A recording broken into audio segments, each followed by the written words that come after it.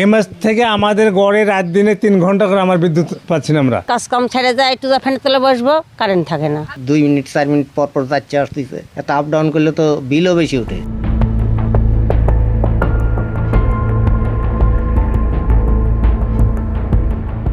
গরমে হাঁসফাঁস অবস্থা, একটু স্বস্তির জন্য ফ্যানের নিচে বসার সুযোগটাও যেন মিলছে না। একবার বিদ্যুৎ আসে, কিছুক্ষণ পর আবার চলে যায়। রাতের ভোগান্তি আরো বেশি, ঘুমানোর সময় বন্ধ ফ্যান, অতিষ্ঠ জনজীবন।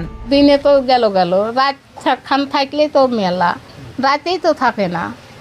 মানুষ একটু আরাম করবে, শুবে করে থাকবে, সেইটুকায় থাকে না, তখন রাস্তা মানুষ বেড়ায়।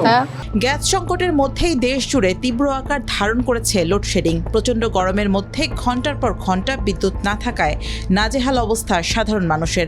বিদ্যুৎ না থাকলে শুধু ফ্যান বা বাতি বন্ধ থাকে না, থেমে যায় অনেকের জীবনযাত্রাও। শিক্ষার্থীর পড়ার টেবিল থেকে শুরু করে ওয়ার্কশপের মেশিন কিংবা কৃষকের সেচ, সবকিছুতেই এখন বিদ্যুতের অনিশ্চয়তার প্রভাব। ফলে গরমের কষ্টের সঙ্গে যোগ হচ্ছে আয় রোজগারের চিন্তাও। আমরা পড়তে বসি, ওই সময় কারেন্টটা চলে যায়, হাতে কলম নিব লেখার জন্য, ওই ঠিক সময় কারেন্ট চলে যায়। পড়াশোনার টাইমে, কোচিং টাইমে, স্কুল টাইমে, রাত্রেবেলা, তখন তো আমরা বিদ্যুৎ পাই না। গ্রামের লোক অতিষ্ঠ হয়ে গেছে, ঘুমাইতে পারছে না, মানুষ বাচ্চাদেরকে লেখাপড়া করতে পারছে না, ব্যবসা নষ্ট হয়ে যাইতেছে, ব্যবসা করতে পারছে না।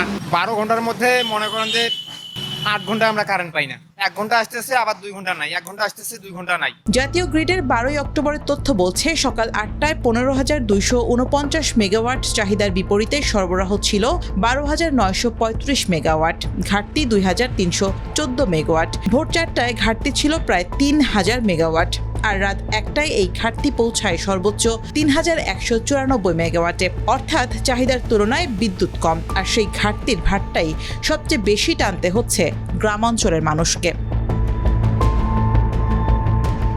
নেত্রকোনার চিত্র দেখলেই বোঝা যায় পরিস্থিতি কতটা কঠিন। 158 মেগাওয়াট চাহিদার বিপরীতে সরবরাহ হয়েছে মাত্র 59 মেগাওয়াট, অর্থাৎ চাহিদার তুলনায় বিদ্যুৎ মিলছে অর্ধেকেরও কম।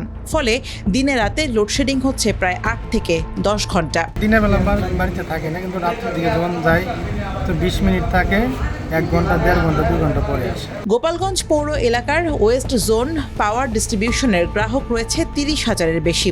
সেখানে 18 মেগাওয়াট বিদ্যুতের চাহিদা থাকলেও সরবরাহ মিলছে 8 থেকে 10 মেগাওয়াট, যাতে লোডশেডিং হচ্ছে 12 থেকে 14 ঘন্টা। একই অবস্থা নাটোর, নীলফামারী সহ দেশের বিভিন্ন জেলায়। সন্ধ্যার পর থেকে বিদ্যুৎটা নিয়ে যায়, বাচ্চারা লেখাপড়ার বিঘ্ন করছে। ব্যবসায় তো অনেক ক্ষতি হয়। এই যে ধরেন কারেন্ট চলে গেলে তো কাস্টমারও আসে না, কারেন্ট থাকে না, কারেন্ট যে কর্নে আসার কর্নে যায়, নিজে উঠের পাইনি। হ্যাঁ, এইভাবে যদি চলতে থাকে আমরা সাধারণ মানুষ খুব সমস্যা হয়ে যাবে। 12 ঘন্টার ভিতরে 2-3 ঘন্টা থাকে না। আবার জেনারেটরের যে লাইন আমরা আলাদাভাবে আনি, তাও ওই যে তারাও তেলের জন্য তারাও চালাতে পারে না। এমন পরিস্থিতিতে ক্ষোভও বাড়ছে গ্রাহকদের মাঝে। এই ক্ষোভ থেকেই বিদ্যুৎ বিভাগের স্থাপনায় হামলার আশঙ্কা করছেন কর্মকর্তারা। নাটোর, গোপালগঞ্জ, নেত্রকোনা, রাজশাহী, নীলফামারী সহ কয়েকটি জেলার বিদ্যুৎ অফিস ও উপকেন্দ্রের নিরাপত্তা চাওয়া হয়েছে পুলিশের কাছে। এখন যেভাবে আছে, আশা করছি যে সেভাবে থাকলে অবশ্যই জনগণ তার প্রত্যাশা অনুযায়ী বিদ্যুৎ পাবে, এবং এই ব্যাপারে সরকার আমাদেরকে নির্দেশনা দিয়েছে যে যাতে করে অতি দ্রুত এটা খুব গ্রহণযোগ্য পর্যায়ে চলে আসবে ইনশাল্লাহ। ডিসি এবং এসপি মহোদয়কে পত্র প্রদানের আগেই সামাজিক যোগাযোগ মাধ্যমে দেশের বিভিন্ন স্থানে অপ্রীতিকর ঘটনা দেখছি আর কি। ওই অপ্রীতিকর ঘটনা থেকে রেহাই পাওয়ার জন্য, অপ্রীতিকর ঘটনা যাতে না ঘটে সেটা এড়ানোর জন্য আমরা, যেহেতু এখানে প্রশাসনের সর্বোচ্চ অভিভাবক আমাদের ডিসি মহোদয়, এই জন্য ডিসি মহোদয় সাথে সাথে এসপি মহোদয়কে আমরা চিঠি দিয়েছি নিরাপত্তার স্বার্থে। আমরা যে কোনো উদ্ভূত পরিস্থিতি সৃষ্টি হলে ইতিপূর্বেও আমরা একাধিকবার আমাদের যে কেপিআই স্থাপনাগুলো আছে, আমাদের বিদ্যুৎ উপকেন্দ্র, তারপরে আমাদের এই যে অফিস, এগুলোর নিরাপত্তার চেয়ে আমরা প্রশাসনের সহায়তা চাই। এটা আমরা এইবারই করেছি এরকম না, পূর্বেও একাধিকবার এভাবে আমরা প্রশাসনকে এই বিষয়ে অবগত করেছি এবং তাদের সহায়তা চেয়েছি। নীলফামারী পল্লী বিদ্যুৎ সমিতি ডোমার জোনাল অফিস থেকে কেপিআই স্থাপনা ও কর্মকর্তাদের সার্বিক নিরাপত্তার জন্য একটা পুলিশি টহল বৃদ্ধি সহ নিরাপত্তার জন্য একটা চিঠি পাওয়া গেছে। বিদ্যুতের কিছুটা ঘাটতি রয়েছে, এর জন্য আসলে এই চিঠিটা দিয়েছে যেন বাংলাদেশের বিভিন্ন জায়গায় যে সমস্যাগুলো হচ্ছে আমাদের এখানে যেন না হয়। তো আমরা এর জন্য টহল জোরদার করেছি।